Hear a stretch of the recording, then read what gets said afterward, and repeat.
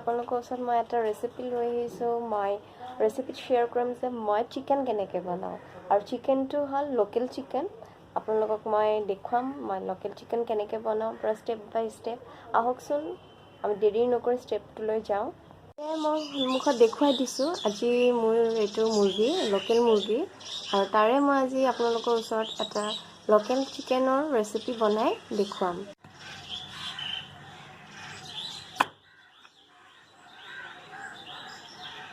মোৰ chicken ready মই পিঁয়াজ কাটি লৈছোঁ আলু ফ্ৰাই কৰি লৈছোঁ লগত লৈছোঁ তেজপাত এইফালে মছলা ৰেডি কৰি লৈছোঁ জিৰা ধনিয়া আদা নহৰু পেষ্ট তাৰপাছত এইফালে গৰম মছলা লৈ লৈছোঁ আৰু এইফালে লাল মিৰ্চ আৰু এটা বাতিত শুকান জলকীয়া গুড়ি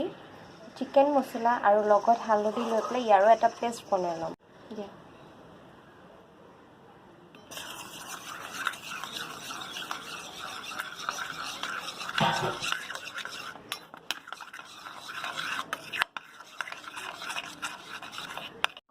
মই তেল আৰু হালধিৰ লগত ধুনীয়াকৈ মিহলি কৰি পেলাই 10 মিনিট বাবে মেৰিনেট কৰি পেলাই থ'ম এয়া মই পিঁয়াজ দি লৈছোঁ মোৰ কেৰাহী অকণমান ৰঙচুৱাকৈ মই পিঁয়াজখিনি ভাজি ল'ম ভাজি থাকোঁতে মই ফ্লেমটো হাই কৰি ল'ম পিঁয়াজখিনি অলমষ্ট ৰঙচুৱা হৈছে আৰু মই ইয়াতে এতিয়া মোৰ মছলা ইনগ্ৰিডিয়েণ্টছ যোনখিনি আছিলে ইয়াতে এড কৰি দিম আগতে মই জিৰা ধনিয়া পেষ্টখিনি দি লৈছোঁ লগত জলকীয়াও গুড়ি আছে তাতে মছলাখিনি অলমষ্ট মোৰ অলপ ভাজি লোৱা হ'ল তাৰ লগত মই এড কৰিছোঁ 3 খিলা তেজপাত আৰু এতিয়া মই এড কৰিম ইয়াতে চিকেন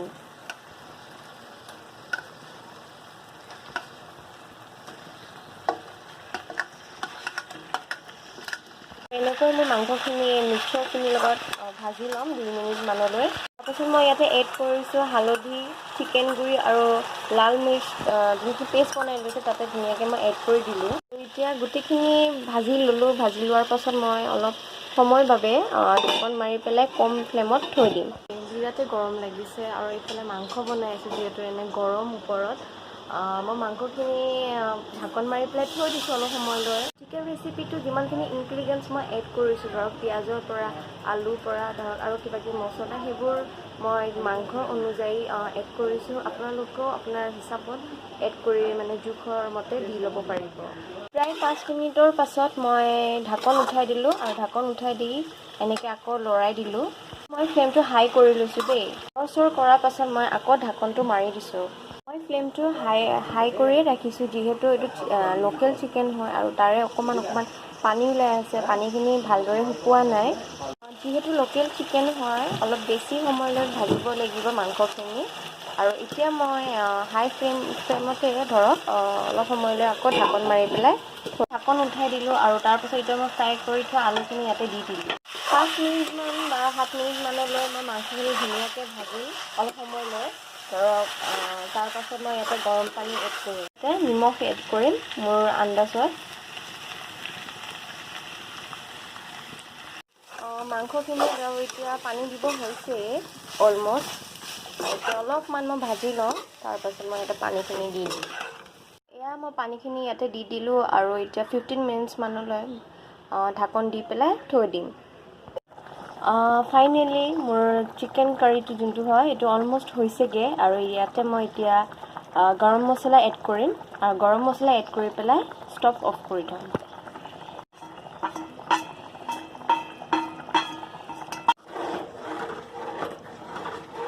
বন্ধ কৰি দিব লাগে